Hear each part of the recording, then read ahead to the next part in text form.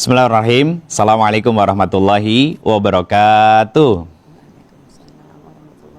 Amin ya rabbal alamin. Subhanallah wa bihamdi, subhanallahil azim. Adada khalqihi wa ridha nafsihi wa zinata arsyihi wa midada kalimatihi. Asyhadu an la ilaha illallah wa asyhadu anna Muhammadar Rasulullah. Allahumma shalli wa sallim wa barik ala nabiyyina Muhammadin sallallahu alaihi wasallam. Assalamualaikum ya Rasulullahi sallallahu alaihi wasallam wa ala alihi wa ashabihi wa man tabi'ahum bi ihsan ila yaumiddin. Rabbi a'udzubika min hamazati syayatin wa a'udzubika rabbi ayahdurun. Subhanaka la ilma lana illa ma 'allamtana innaka antal alimul hakim. Shadaqallahul azim wa shadaqa Rasulullahi sallallahu alaihi wasallam. Baik, kita sama-sama tahu bahwa selama kita hidup pasti akan selalu ada dan hadir ujian dalam kehidupan kita. Satu hal yang harus kita sadari, kenapa kita diuji oleh Allah. Ketika kita memahami konsep ini, bunda-bunda semua yang dirahmati Allah, nanti kita akan mudah untuk melalui dan melewati setiap ujian dan masalah yang hadir dalam kehidupan kita. Sebab, gak ada kan di antara kita yang hadir di sini pada siang hari ini tidak diuji oleh Allah Subhanahu wa Ta'ala. Kita semua pasti diuji dengan berbagai macam ujian dan dinamika yang hadir dalam kehidupan kita. Masalah datang dari diri sendiri, datang dari pasangan, dari orang tua kita, dari anak-anak kita, bahkan dari lingkungan kita. Maka ada beberapa hal yang mau saya sampaikan nanti insya Allah agar kita bisa belajar untuk memahami konsep ujian dari Allah Subhanahu wa Ta'ala, dan kita akhirnya nanti insya Allah akan bisa menjawab kenapa sih kita selama hidup harus diuji oleh Allah Subhanahu wa Ta'ala. Saya mohon izin sambil berdiri sebentar. Ada beberapa hal yang ingin saya tuliskan. Yang pertama, Quran surat kedua ayat 155. Yang kedua, Quran surat kedua ayat 214. Yang ketiga, Quran surat 29 ayat kedua dan ketiga. Yang keempat, Quran surat ke-67 ayat kedua. Ini akan menjadi pengantar penjelasan kita pada kesempatan hari ini tentang apa? Menjawab kenapa sih kita diuji. Nah, yang pertama Quran surat Al-Baqarah ayat 155. Allah mengatakan bahwa kita itu pasti akan diuji. Selama hidup, ujian itu menjadi sebuah keniscayaan. Masalah itu akan silih berganti hadir dalam kehidupan kita. Bahkan ada ulama yang mengatakan begini, Bunda. Manusia itu diciptakan oleh Allah akan berpindah dari satu masalah ke masalah berikutnya, dari satu ujian ke ujian berikutnya, sampai Allah hadirkan ujian yang tidak ada solusinya, yaitu kematian. Artinya, di ayat-ayat ini Allah menjelaskan kepada kita bahwa ujian itu adalah sebuah keniscayaan, sebuah kepastian. Pertanyaannya, kenapa diuji? Ternyata di ayat 155 dari surat Al-Baqarah ini, Allah mengatakan kepada kita, wabassiris sabirin. Berikan kabar gembira, kabar yang membahagiakan kepada orang-orang yang sabar.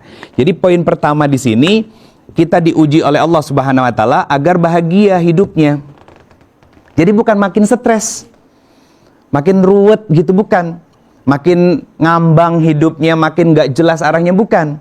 Justru malah Allah pingin kita bahagia lewat ujian dan masalah yang hadir dalam kehidupan kita. Kenapa dan bagaimana? Nanti kita jelaskan perlahan. Yang kedua, Quran surat Al-Baqarah ayat 214. Kata Allah begini, Am hasibtum an tadkhulul jannah. Hei hambaku, kamu hidup pasti bakal diuji. Kata Allah Subhanahu wa Ta'ala. Dan nanti ujian yang aku berikan dalam kehidupanmu itu akan mengantarkanmu pada irisan-irisan surga, dan surga yang paling sempurna nanti di akhirat.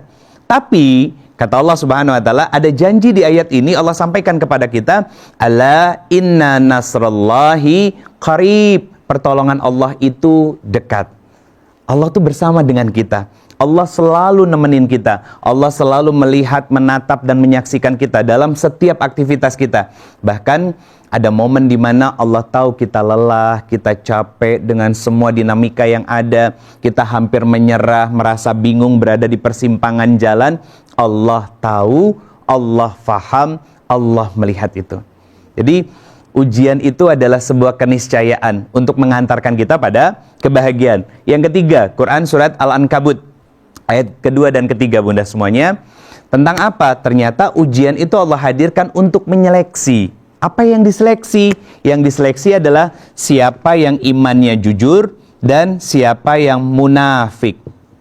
Apa maksudnya? Jujur itu berarti ketika diuji sama Allah, yang dicarinya Allah dulu. Ngadu sama Allah. Tapi kalau munafik, yang dicarinya siapa? Besti. Kalau enggak, curhatnya di media sosial. Misal, suami lagi jadi ujian. Ih, sebel deh. Berharapnya apa? Suami ngelihat kan, suami membaca, tapi pada faktanya kan, jangankan ngelihat story kita, reels yang udah numpuk di DM Instagram pun nggak dibaca sama mereka. Kadang jengkel ya, kadang sebel ya, itu dinamika. Ada tujuan besar kok, kenapa Allah melakukan itu kepada kita. Tapi di antara tujuan itu Allah ingin menyeleksi siapa sih yang menjadi sandaran kita saat kita diuji oleh Allah. Siapa sih dan apa yang menjadi tempat kita bergantung ketika masalah itu silih berganti dalam kehidupan kita. Yang ketiga, Quran surat ke-67, surat Al-Mulk, ayatnya ayat kedua. Apa yang disampaikan oleh Allah Subhanahu wa taala? Ternyata ujian dan masalah itu hadir untuk apa? Ahsanu amala, untuk melihat dan mengeluarkan amalan terbaik dari diri kita. Apa maksudnya? Teman-teman, sebetulnya ada loh fase, tangga, episode dalam kehidupan kita yang seharusnya bisa menjadi jalan kita menuju surganya Allah Subhanahu wa taala, tanpa harus capek-capek sholat malam yang istiqomah, tanpa kita berlelah-lelah melakukan sedekah yang jor-joran, ya kan? Tanpa kita kemudian harus menjadi ini, itu, dan lain sebagainya. Apa? Bersabar dengan setiap ujian yang hadir dalam kehidupan kita. Tentu tidak mudah, tapi ternyata sabar dengan ujian itu nggak ada takaran pahalanya. Beda halnya sholat tahajud, ya, sudah ditakar sama Allah. Di antaranya apa? Maqam mahmudah, kedudukan yang tinggi. Kemudian apalagi? Dibantu dan ditolong oleh Allah Subhanahu wa taala ketika menghadapi berbagai macam dinamika masalah. Salat 5 waktu, berjamaah 27 derajat Allah berikan balasannya kepada kita. Tapi ketika kita mampu untuk sabar, Allah tidak menuliskan berapa besaran pahala dari kesabaran yang kita ikhtiarkan melewati ujian dan masalah itu. Makanya Nabi sampai bilang begini, bunda semuanya, ajaba. Apa yang ajaib? Nah, berarti kan ajaib itu tidak diberikan kepada semua orang. Iya kan? Tidak semua orang bisa memiliki sabar, tidak semua orang bisa bertahan secara kuat dan kokoh menghadapi masalah dan ujian yang hadir dalam kehidupan kita. Artinya, Allah memilih orang-orang tertentu untuk bisa menikmati kesabaran demi kesabaran dalam menghadapi setiap dinamika dan ujian yang hadir dalam kehidupan kita. Kenapa dikatakan ajaib? Karena mereka adalah orang yang dipilih dan terpilih oleh Allah Subhanahu wa taala untuk bisa menapaki jalan-jalan masalah dan ujian dalam kehidupannya. Pertanyaannya, apa ganjaran yang akan Allah berikan kepada mereka? Ternyata Allah menyampaikan surga menjadi balasan buat mereka yang mau bersabar, mau mengadu kepada Allah, mau kembali kepada Allah ketika ada masalah-masalah dalam kehidupan mereka, dan mereka mau terus sujud dengan sujud-sujud terbaik kepada Allah Subhanahu wa taala. Apa nanti yang Allah berikan sebagai kompensasinya kepada kita? Hidup yang bahagia. Pertanyaan saya sederhana. Bunda semua udah bahagia belum hidupnya? Atau jangan-jangan pura-pura bahagia selama ini? Pakai fake face gitu ya, wajah yang berpura-pura, mulut senyum, tapi ternyata hati menjerit, ya. Di sini yang jadi sebuah barometer dan koreksian langsung dari Al-Quran buat kita. Betulkah selama menjalani kehidupan kita sebagai seorang hamba, sebagai seorang anak untuk orang tua, sebagai istri terhadap pasangan, sebagai seorang suami juga kepada pasangan, sebagai seorang orang tua, ibu, ayah, lingkungan sosial, dan lain sebagainya, apakah kita benar-benar enjoy dengan semua kehidupan itu? Apakah betul-betul kita menikmati peran-peran itu? Itu jadi koreksian untuk kita. Jangan-jangan selama ini kita belum cukup bahagia sebagai seorang hamba menjalani peran kehidupannya. Lantas pertanyaannya, apa sih tujuan Allah memberikan ujian dan masalah dalam kehidupan kita? Yang pertama, tentu inilah bahasa kasih sayang tertinggi Allah buat kita. Ya, saking sayangnya Allah sama kita, saking cintanya Allah sama kita, Allah justru menitipkan masalah dan ujian. Tapi kita harus tahu dulu, bentuk cinta Allah adalah ujian. Kita harus tahu, satu, ujian datang dari diri sendiri. Apa maksudnya? Kadang kita ngerasa futur dalam beriman, malas-malasan ibadah tiba-tiba, betul kan? Itu tantangan buat diri kita, bunda-bunda semuanya. Kemudian yang kedua, ujian datang dari pasangan kita. Ngapain? Suami nyebelin. Coba mau tanya deh, apa sih aktivitas harian yang menjadi ujian suami? Habis mandi, nyimpan handuk di kasur. Kalau bertahun-tahun masih sering pusing, sering stres, ngomel, ya, marah-marah, berarti selama bertahun-tahun kita nggak belajar apapun, padahal itu hal sepele, dan itu diperlihatkan oleh Allah di depan mata kita setiap hari. Terus Ustadz, saya harus gimana? Sederhana kok. Rubah mindset kita. Ini bentuk kasih sayang Allah kepada kita. Gimana caranya? Ya Allah, makasih udah ngasih peluang amal soleh buat saya hari ini, karena bayi besar saya lupa gantungin anduk. Betul kan? Itu kasih sayang dan cinta Allah.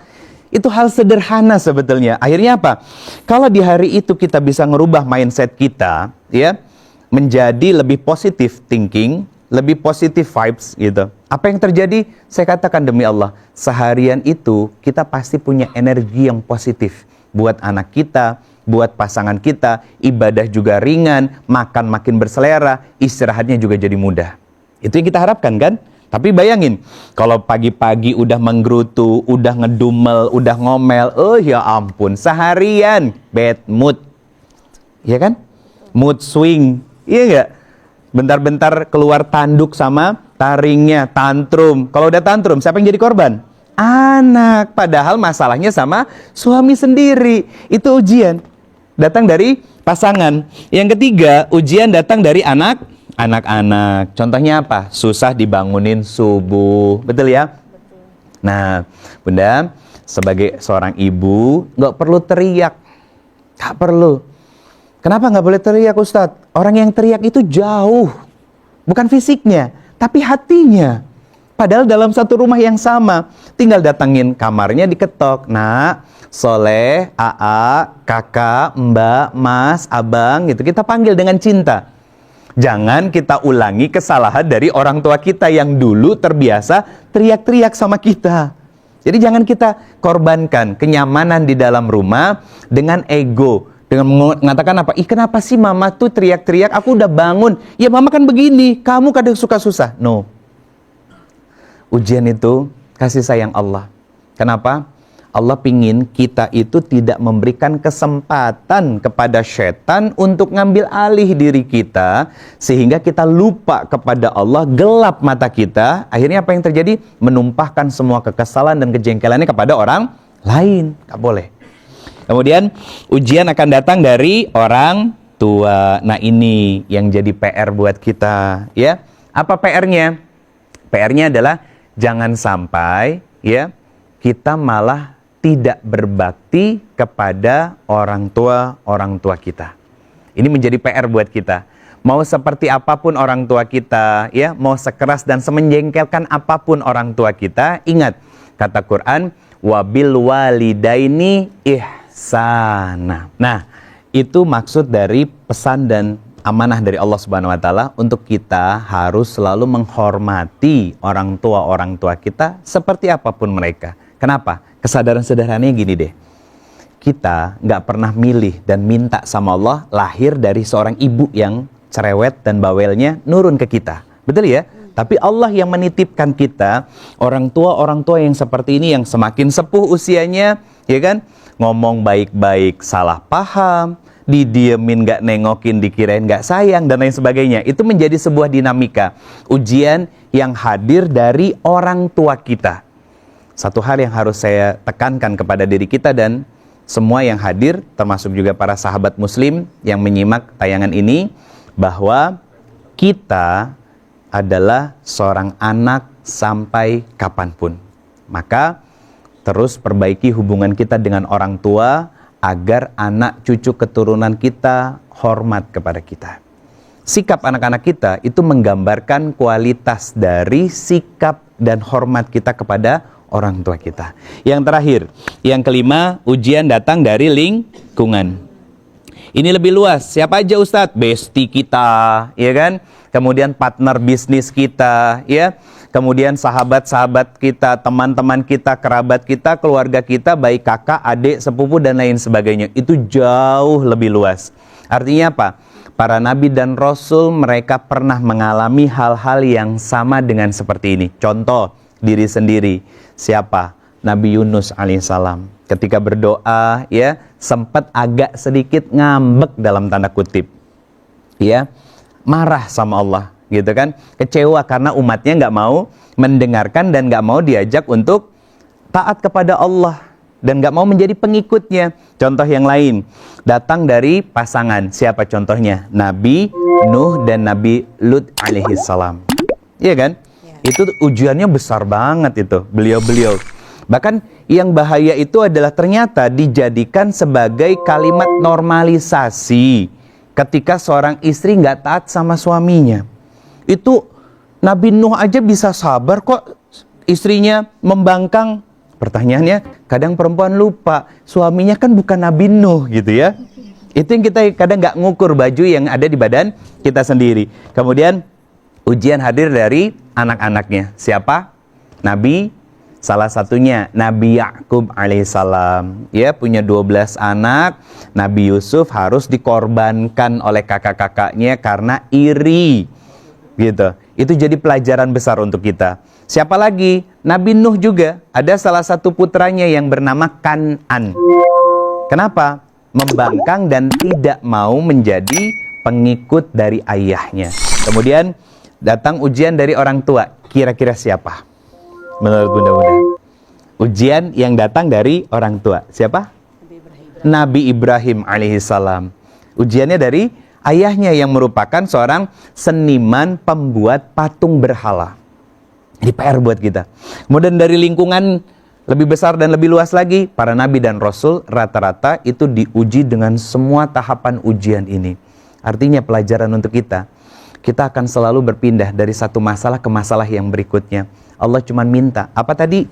Sujud kita semakin dalam, doa kita semakin panjang, sehingga kita bisa menikmati setiap rintihan yang kita sampaikan kepada Allah, karena sadar bahwa yang namanya ujian adalah bentuk kasih sayang dan cinta Allah sama kita semuanya. Yang kedua, kenapa Allah memberikan ujiannya kepada kita semuanya? Yang kedua, karena Allah pengen menggugurkan dosa-dosa di dalam diri kita. Sakit hati, kecewa yang kita rasakan. Tentu kita nggak pernah minta. Betul kan? Ada nggak yang berdoa di antara kita? Ya Allah, tolong dong setiap hari uji saya. Ada nggak yang begitu? Nggak ada. Justru kita nih, para istri nih ya. Kita doanya apa? Robbana hablana min azwazina wa zurriyatina qurrata a'yun waj'alna lil muttaqina imama. Itu doa kita kan? Malam hari kita tahajud, ya. Tiba-tiba paginya suami nyebelin. Loh kok? Kan mikir kita, ya Allah, saya perasaan nggak salah deh berdoanya. Saya perasaan nggak salah mintanya. Tapi kenapa kok pagi-pagi suami saya nyebelin, anak saya susah dibangunin? Sebetulnya, kalau kita telaah, itu adalah cara pengabulan Allah. Tapi kok dikasih masalah, Ustadz? Kan mintanya suami soleh dan anak-anak jadi soleh-soleha. Nah, karena Allah pengen ngetes dulu. Apa yang dites? Hati kita yang berkaitan dengan niat. Betul nggak kamu masih mau bersandar sama saya ketika kamu minta, tapi pengabulannya tidak sesuai dengan apa yang kamu minta selama ini? Satu itu, ngetes hati, ngetes niat. Yang kedua, itu adalah ikhtiar Allah untuk melayakkan kita. Biar dapat suami yang soleh, maka kita wajib soleha. Karena gini, batasan dari ikhtiar dan hasil itu adalah kita ada pada ikhtiar-ikhtiar maksimal yang kita lakukan. Berdoa terus, sujud di tengah malam terus, sabarnya dilapangkan. Dan kelapangan itu harus diminta kepada Allah Subhanahu wa Ta'ala. Kenapa? Kalau kita nggak minta, mustahil hati kita lapang. Kan Allah yang nyiptain kita. Allah yang tahu kapasitas diri kita. Maka kelapangan-kelapangan di dalam jiwa kita itu adalah pemberian dari Allah yang harus juga kita minta.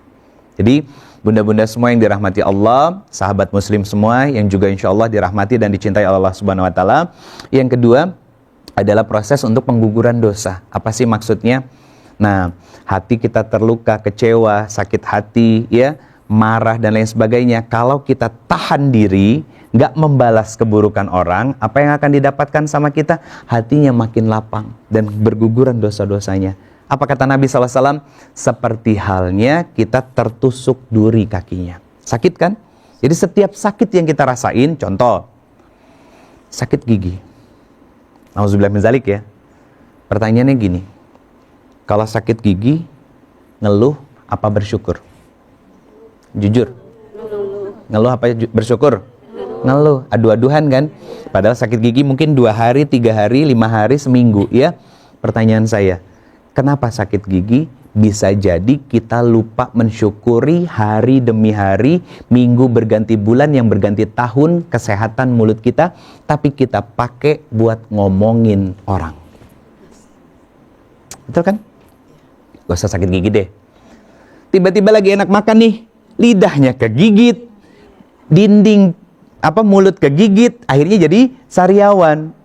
Nggak enak kan buat ngapa-ngapain kalau udah sariawan kan? Itu sebetulnya cara Allah ngegugurin dosa di dalam diri kita karena saking banyaknya dosa dari mulut kita. Sholat, ya alhamdulillah sholat, tapi lupa ketika berkumur itu sambil kita istighfari. Apa yang diistighfari Ustadz? Ya Allah ampuni dan maafkan dari mulut saya ini.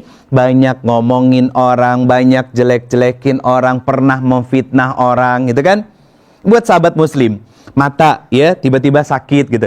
Jangan-jangan ya bunda-bunda semuanya, mata ini pernah melihat sesuatu yang nggak halal di media sosial ya, yang serba terbuka ya kan.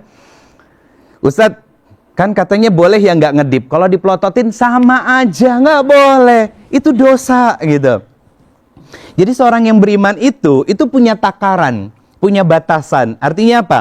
Kalau berhadapan dengan seseorang yang memang pakaiannya serba mini, ya, itu terlihat seperti seolah-olah sedang melihat sosoknya, tapi pandangannya ke bawah, bukan ke paha, ke bawah, ke lantai. Ya, mentang-mentang bajunya lagi lebih pendek gitu kan, ngelihatnya ke bawah kan disuruh Ustadz Ridho gitu misalkan. Ternyata yang dilihat paha, salah, tetap ke bawah. Kenapa? Buat laki-laki, contoh, kenapa laki-laki harus begitu? Karena sumber kemaksiatan laki-laki adalah mulut. Mata. Sedangkan perempuan, sumber kemaksiatannya berawal dari mulut. Makanya banyak perempuan-perempuan yang rela beli lipstik mahal-mahal tapi bibirnya murahan. Betul kan? Itu sebuah fakta dan sesuatu yang pasti terjadi. Ada apa sih sis? Kita lupa bahwa nanti kita akan juga dibicarakan dan diomongin sama orang lain. Itu bentuk keadilan Allah. Begitu diomongin sama orang lain, nggak terima, gua harus balas. Lu siapa Joni? Bukan begitu caranya. Ya, ini adalah bentuk keadilan Allah. Kata Allah Subhanahu wa Ta'ala, Allah sampaikan tentang kebaikan dan keburukan pasti akan dibalas oleh Allah Subhanahu wa Ta'ala. Jadi setiap ujian masalah yang datang itu tujuannya untuk menggugurkan setiap dosa yang ada di dalam diri kita. Yang ketiga, biar naik kelas. Apa maksudnya?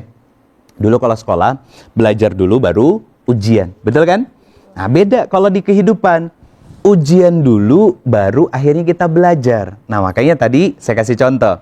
Kalau anduk di lantai, kita masih sering senewen, sering ngomel, ya, berarti kita nggak belajar selama ini. Kalau nggak belajar, nggak naik kelas, berarti remedial sepanjang umur kah? Karena nggak mau. Gitu. Itu jadi PR banget buat kita. Hal sepele, hal sederhana, anak makan berantakan gitu kan. Harusnya kita bercermin. Ini jangan-jangan anak makan berantakan kayak begitu, ini kayaknya yang dirasain sama ibu dulu ketika aku kecil. Selalu ada kebaikan kok dalam kehidupan kita. Tujuannya untuk apa? Naik kelas. Beda dari yang sebelumnya.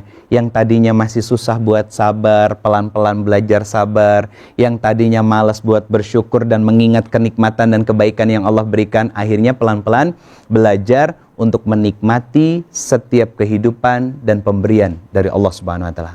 Pertanyaan saya, Bunda, kira-kira kalau ada yang mau nanya dan mau bercerita nih, apa sih hal yang menjadi ujian paling besar dalam kehidupan Bunda? Boleh? Siapa yang mau nanya? Boleh. Silakan Bunda. Ke depan.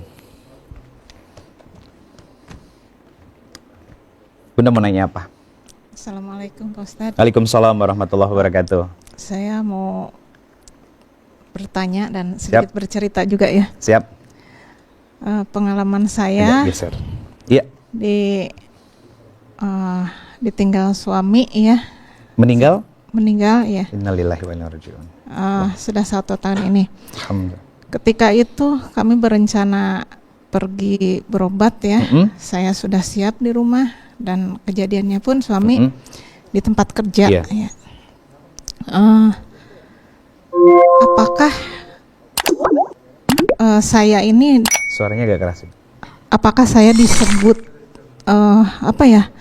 kok kayak cepet move on apa gimana gitu ya, sama ada teman yang bilang begitu langsung ke saya gitu. Dirasanya kayaknya biasa aja gitu ya. Tapi saya dalam situasi itu berpikirnya seperti ini. Suami saya itu milik Allah. Iya. Anak-anak saya milik Allah. Iya.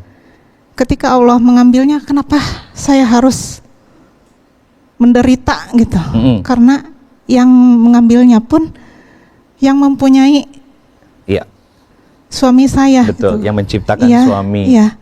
Begitupun diri saya gitu. Nah, sekarang gimana perasaannya Bunda setelah suami berpulang gitu kan? Apakah masih menangisi, meratapi kehilangan suami, atau justru malah ngajak anak-anak untuk yuk sayang, kita fokus beramal soleh nak, semoga amal soleh ini jadi penerang buat ayah di dalam kubur. Gimana?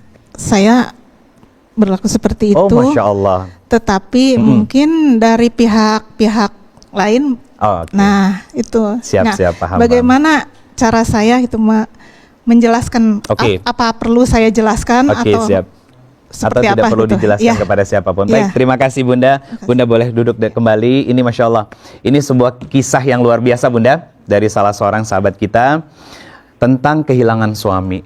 Banyak di luaran ya, di luaran orang-orang yang harus kehilangan suami, kemudian apa?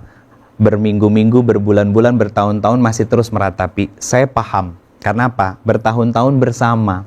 Entah sudah berapa ribu hari kan, tidur bareng di atas kasur yang sama, dalam kamar yang sama. Tiba-tiba nggak ada. Pasti di awal-awal Bunda pasti merasakan kan kehilangannya.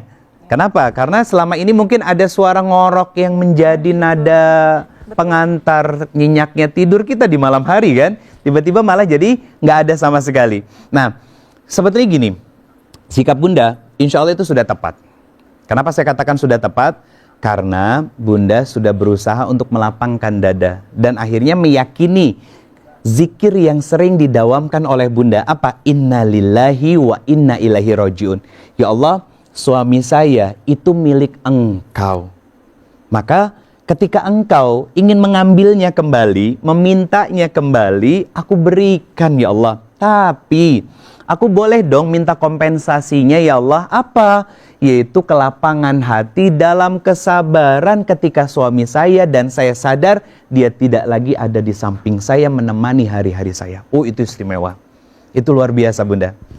Lantas, apakah saya harus menjelaskan kepada banyak orang, Ustadz? Suaminya meninggal kok kayaknya cekikikan gitu kan, kayak nggak pernah ngerasa kehilangan. Oke. Satu hal yang harus kita sadari dulu, Allah tidak menghisap diri kita tentang sikap, ucapan, perilaku orang sama kita. Jadi orang mau menilai bagaimanapun, sikap mereka seperti apapun sama kita, biarin aja, itu urusan mereka sama Allah. Tapi kita akan dihisap sama Allah Subhanahu wa taala tentang apa? Sikap, ucapan, perilaku kita kepada orang lain. Apa maksudnya Ustadz? Nggak perlu menjelaskan apapun kepada siapapun, karena orang yang mencintai kita tidak membutuhkan itu, dan orang yang membenci kita tidak akan pernah percaya apapun penjelasan kita. Fokus sama Allah aja, fokus sama anak-anak, untuk saling menguatkan satu sama lain. Nah, yuk kita terus lakukan apa yang dulu pernah diajarkan sama papa. Kamu, AA, abang, mas, tetap ke masjid ya sayang. Kakak, tutup auratnya ya nak ya. Kenapa? Ini jadi jariah untuk ayah, jadi amal soleh untuk beliau. Yang akhirnya nanti apa?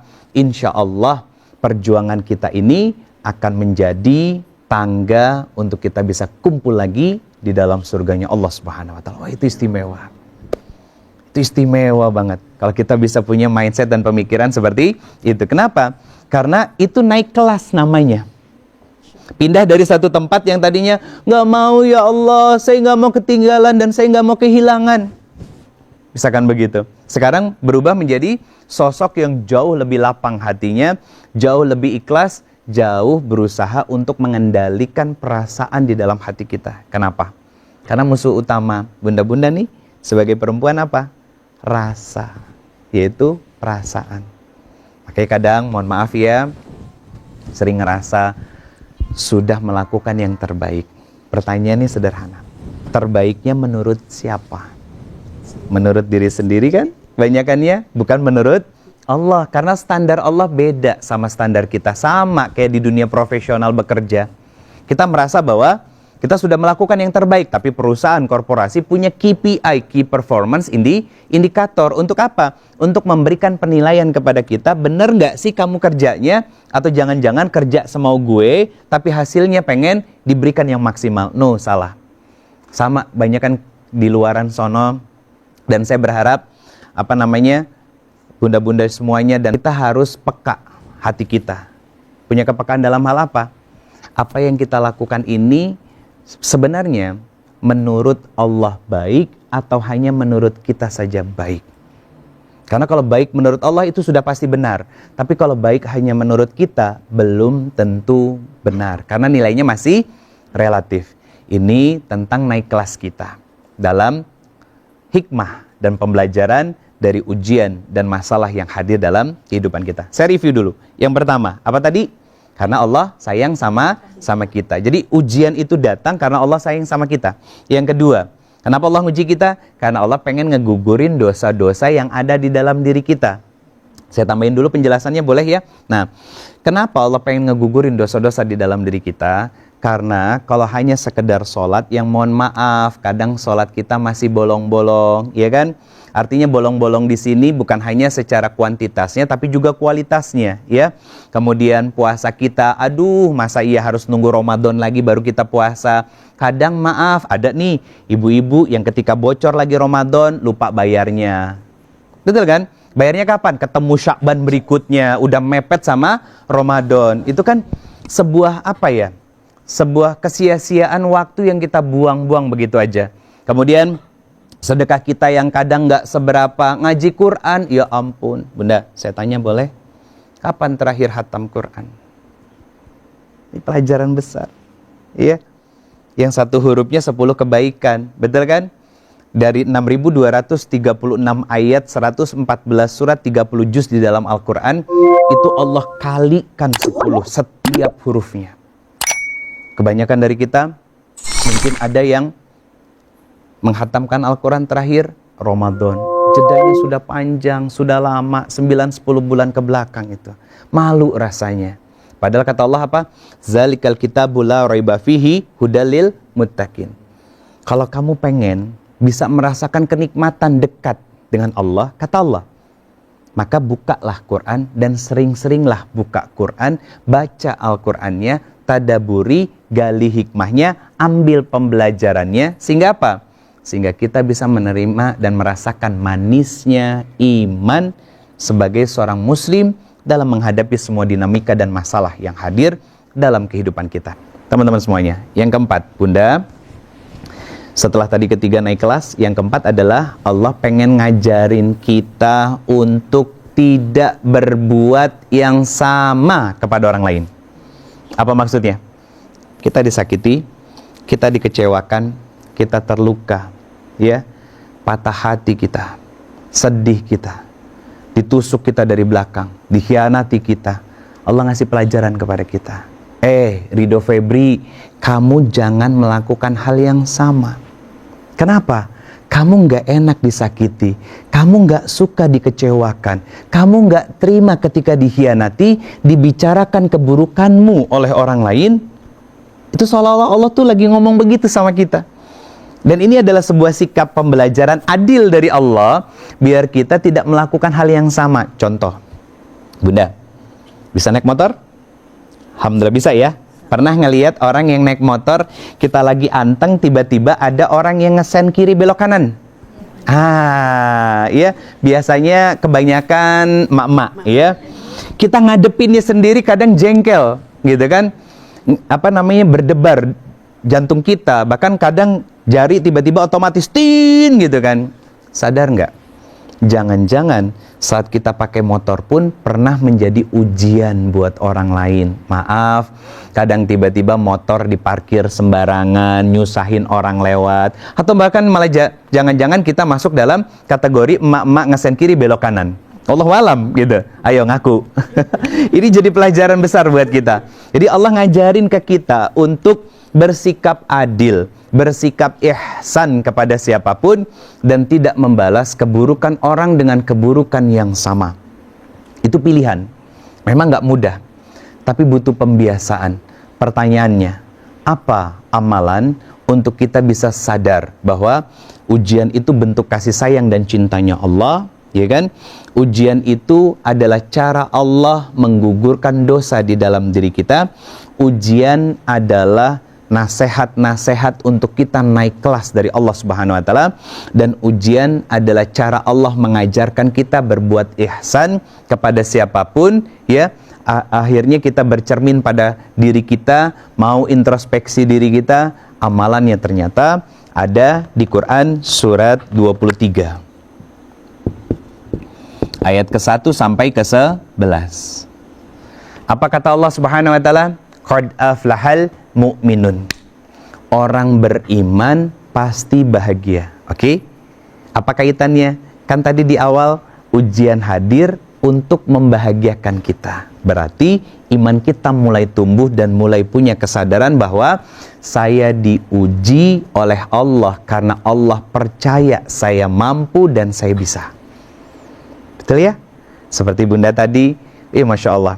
Nggak semua. Ini kan bunda-bunda masih punya pasangan ya, masih ada, anak-anak ada, lucu-lucu dan sebagainya. Beliau sudah 1 tahun ditinggal oleh Allah. Tapi Alhamdulillah, beliau berusaha untuk merangkai puzzle-puzzle dan kepingan-kepingan hati yang pecah itu, dilem satu-satu, sehingga utuh lagi hatinya walaupun tidak sempurna seperti awal. Karena apa? Karena suami beliau sudah tidak ada. Tapi Allah kuatkan hati itu, yang beliau dengan susah payah merangkai hati yang tadi pecah. Ini pertanyaannya kan, pasti ada amalannya. Dan saya yakin amalan yang beliau lakukan dan bunda-bunda lakukan juga selama ini, bisa sabar dalam menghadapi ujian, itu sama dengan penjelasan dari Allah yang Allah berikan di sini. Kata Allah, qad aflahal mu'minun. Orang beriman sadar, ujian, masalah datang dari Allah. Ujian hadir karena Allah sayang sama saya. Ujian itu adalah cara Allah untuk membuat saya naik kelas dan semakin dekat dengan Allah. Allah pengen dengan adanya ujian, saya punya pemikiran dan mindset agar tidak melakukan hal yang serupa kepada orang lain. Lantas, kebahagiaannya, apakah hanya di dunia? Enggak, kita lompat dulu bunda, dari ayat ke-1 ke ayat 11. Apa balasan yang akan Allah berikan kepada kita? Ternyata nggak tanggung-tanggung. Selain Allah berikan kelapangan hati dengan kebahagiaan ketika kita di dunia, ternyata Allah sempurnakan nikmat dan bahagia itu dengan surga. Nggak tanggung-tanggung loh. Disebut sama Allah di ayat ke-11 ini, surganya paling puncak, top of the top, Firdaus. Nggak tanggung-tanggung. Itu Allah sesayang itu sama kita. Karena ada pertanyaannya, apa amalannya? Dari ayat ke-11 mundur ayat ke-2.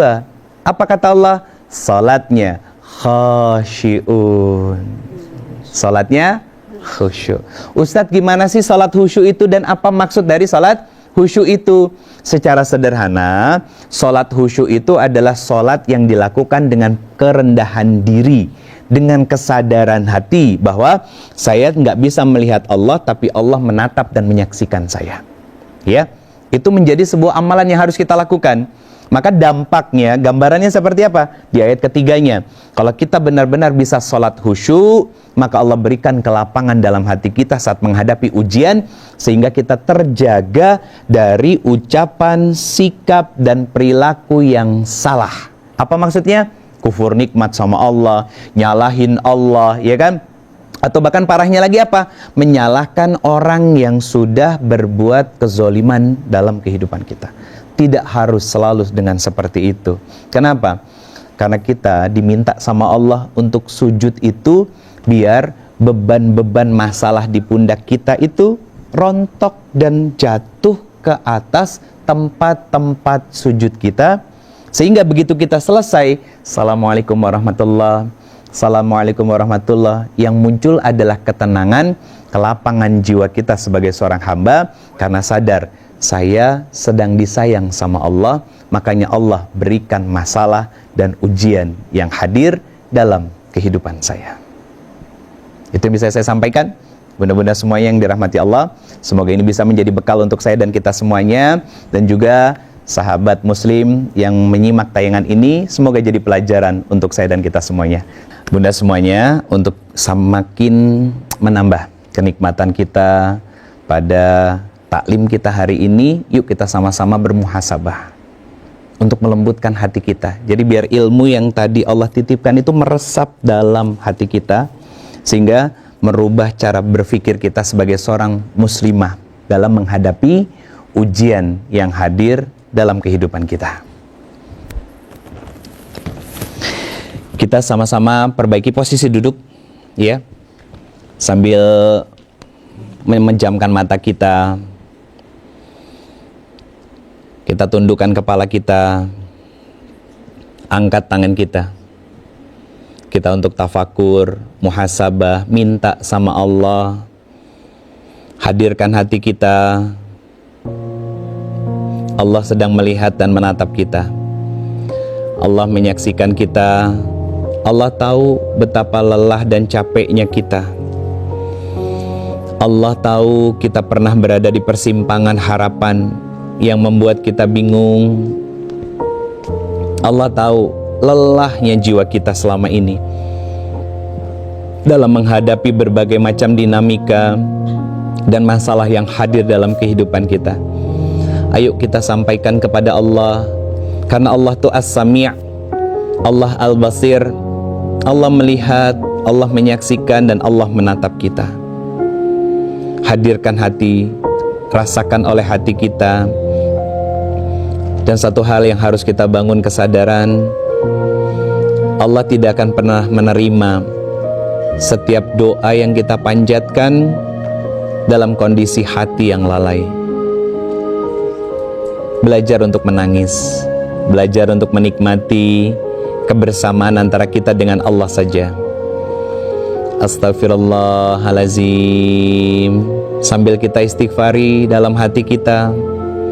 Astaghfirullahalazim, ya Allah, maafkan kami yang sering mengabaikan berbagai macam nikmat yang sudah Kau berikan. Sering sekali kami menyalahkan Engkau, ya Allah, padahal Engkau tidak pernah menzolimi kami, padahal Engkau tidak pernah mengkhianati kami. Maafkan kami, ya Allah, ampuni kami. Astaghfirullahalazim, astaghfirullahalazim. Allahumma salli ala Sayyidina Muhammad wa ala ali Sayyidina Muhammad. Allahumma salli ala Sayyidina Muhammad wa ala ali Sayyidina Muhammad. Allahumma salli ala Sayyidina Muhammad wa ala ali Sayyidina Muhammad. Allahumma ighfir lil muslimina wal muslimat wal mu'minina wal mu'minat al ahya'i minhum wal amwat birahmatika ya arhamar rahimin. Duhai Allah yang maha menyaksikan, maha menatap, maha melihat, lihat dan tataplah kami, ya Allah. Kami adalah hamba-hambamu yang banyak melakukan kemaksiatan dan dosa dalam hidup kami, ya Allah. Dosa yang kami lakukan terang-terangan ataupun sembunyi-sembunyi, ya Allah. Engkau menyaksikan dan Engkau melihat itu semuanya. Dosa yang kami lakukan dari pertama kali kami melakukan dosa sampai detik ini, semua dalam catatan dan tatapan-Mu ya Allah. Ampun dan maafkan kami. Maafkan segala kesengajaan kami dalam berbuat dosa. Maaf, kami sering abai bahwa Engkau melihat dan menatap kami ya Allah. Ya Rabb, ampuni dan maafkan kami yang sering lalai dan hanya kembali kepadamu saat ujian dan masalah hadir ya Allah. Maaf ya Allah, kami sering salah faham dengan berbagai macam ujian dan masalah yang Kau hadirkan dalam kehidupan kami ya Allah. Ya Allah, maafkan kami yang sering suudzon, sering berburuk sangka kepadamu, padahal setiap masalah dan ujian yang Kau hadirkan adalah bentuk cinta dan kasih sayang-Mu kepada kami semuanya ya Allah. Ya Allah, lihat, tubuh ini sudah penuh dengan goresan luka, bukan karena Engkau tega kepada kami, dan maafkan kalau sampai kami selama ini telah berburuk sangka kepadamu, padahal berbagai macam kecewa dan luka yang terjadi ini sebetulnya karena ulah tangan kami sendiri dan kami tidak sadar itu ya Allah. Kami pernah berekspektasi kepada orang, kami pernah salah meletakkan harapan kepada orang, padahal itu adalah jalan paling dekat untuk kami mengecewakan dan melukai hati dan jiwa kami ya Allah. Ampun dan maafkan kami yang sering tidak cukup sabar menerima dan menghadapi segala macam masalah dan ujian yang hadir dalam kehidupan kami ya Allah. Ya Rabb, lapangkan hati dan jiwa kami, berikan ketenangan di dalam jiwa kami. Ya Allah, kuatkan hati kami dalam kesabaran iman, kesabaran menapaki setiap jalan yang penuh dengan aral dan rintangan ya Allah. Ujian itu adalah bentuk kasih sayang-Mu dan kami berusaha untuk memahami itu ya Allah. Ya Allah, ampuni dan maafkan orang tua kami yang telah wafat. Sayangi mereka ya Allah. Sayangi mereka dan jangan pernah Kau hukum mereka karena kesalahan yang mereka lakukan ya Allah. Jangan Kau sempitkan kubur-kubur mereka, jangan. Mereka adalah orang-orang tua yang sudah Kau amanahkan, orang tua terbaik ya Allah dalam kehidupan kami. Jangan Kau himpit tubuh-tubuh mereka yang sudah semakin kaku, dingin ya Allah. Kami berharap jadikan kubur-kubur mereka raudhah min riyadil jannah, taman di antara taman-taman surga-Mu ya Allah. Jadikan kami semuanya anak-anak yang salih dan salihah, yang bisa terus mengirimkan cahaya ke dalam kubur-kubur mereka ya Allah, sehingga kubur mereka begitu terang benderang. Walaupun kami sadar kami belum cukup baik menjadi seorang anak selama ini ya Allah. Ya Rabb, ampuni dan rahmati orang tua kami yang masih hidup. Sayangi mereka ya Allah. Sayangi mereka. Tubuh mereka yang sudah semakin tua renta, kulitnya yang sudah semakin kendur di sana sini ya Allah, rambutnya yang sudah banyak putihnya. Ya Allah, sayangi, rahmati mereka, istiqomahkan mereka ya Allah. Jangan Kau hukum mereka karena ketidaktahuan mereka. Senangkan mereka untuk terus beramal salih. Mereka ayah yang mau menjadikan hampir semua usianya berjihad dan berkorban, mencari nafkah halalan dan toiban agar kami para anak-anaknya sekarang ya Allah bisa sekolah, bisa pakai pakaian terbaik, bisa makan dengan makanan yang layak. Maka ya Allah, berikan ganjaran terbaik kepada orang tua kami, ibu yang bersusah payah melahirkan kami, yang rela menukar nyawanya agar kami lahir. Dan beliau ingin sekali mendengar tangisan pertama kami sebagai anaknya ya Allah. Ya Rabb, kami bermohon dengan semua pengorbanan yang sudah dilakukan oleh orang tua kami ya Allah. Haramkan neraka-Mu menyentuh kulit-kulit dari orang tua kami ya Allah. Haramkan kulit-kulit dari orang tua kami tersentuh oleh neraka-Mu. Wafatkan orang tua kami semuanya husnul khatimah. Wafatkan orang tua kami semua dalam kondisi terbaik yang Kau ridhoi ya Allah. Ya Rabb, jangan Kau tenggelamkan orang tua kami pada kehancuran, tapi selamatkan mereka. Tempatkan mereka di tempat terbaik yang Kau ridhoi, surga firdaus-Mu ya Allah. Rabbana hablana min azwazina wa zurriyatina qurrata a'yun waj'alna lil muttaqina imama. Ya Allah, ampun, maafkan kami sebagai seorang istri masih sering ngeyel ya Allah, masih sering mengabaikan segala nasihat dari suami kami, merendahkan, meremehkan ajakan kebaikan yang dilakukan suami kami. Sebetulnya bukan suami kami yang jadi ujian untuk kami ya Allah. Mungkin jangan-jangan kami, para istri yang sering tidak sadar, menjadi ujian utama bagi suami-suami kami ya Allah. Maafkan dan ampuni kami serta perbaiki hati dan iman-iman kami ya Allah. Jadikan kami menjadi istri yang salihah, istri yang mampu menenangkan dan menyamankan suami ketika kembali dan pulang ke dalam rumah-rumah kami ya Allah. Ibu madrasah yang hebat, madrasah yang penuh dengan kehangatan dan cinta untuk anak cucu keturunan kami, agar mereka menjadi anak-anak yang salih dan salihah. Qurrata a'yun waj'alna lil muttaqina imama. Rabbana la tuzigh qulubana ba'da idh hadaitana wa hab lana min ladunka rahmah innaka antal wahhab. Ya Allah, kami banyak menzalimi diri kami banyak kufur nikmat terhadap semua nikmat yang Kau berikan ya Allah. Kami sering menyalahkan-Mu, kami sering lupa untuk berterima kasih kepada-Mu ya Allah. Jangan Kau wafatkan kami semuanya kecuali kami sudah bisa menikmati betapa manisnya iman yang Kau titipkan kepada kami semuanya ya Allah. Dan jangan Kau wafatkan kami semuanya kecuali dalam kondisi husnul khatimah.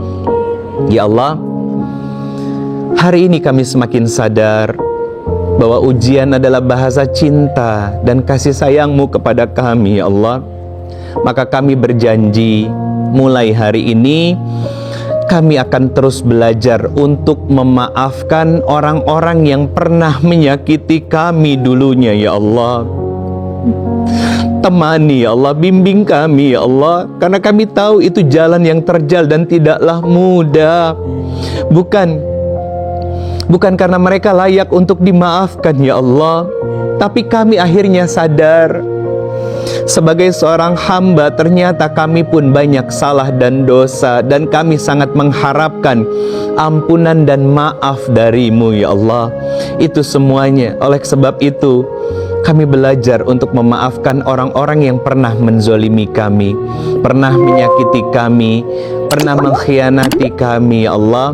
Berikan hidayah kepada mereka, bimbing mereka dalam kebaikan-kebaikan yang Kau ridhoi Allah, dan kumpulkan kembali kami semuanya di dalam surga-Mu. Rabbana zalamna anfusana wa illam taghfir lana wa tarhamna lanakunanna minal khasirin. Rabbana atina fid dunya hasanah wa fil akhirati hasanah wa qina azabannar walhamdulillahi rabbil alamin.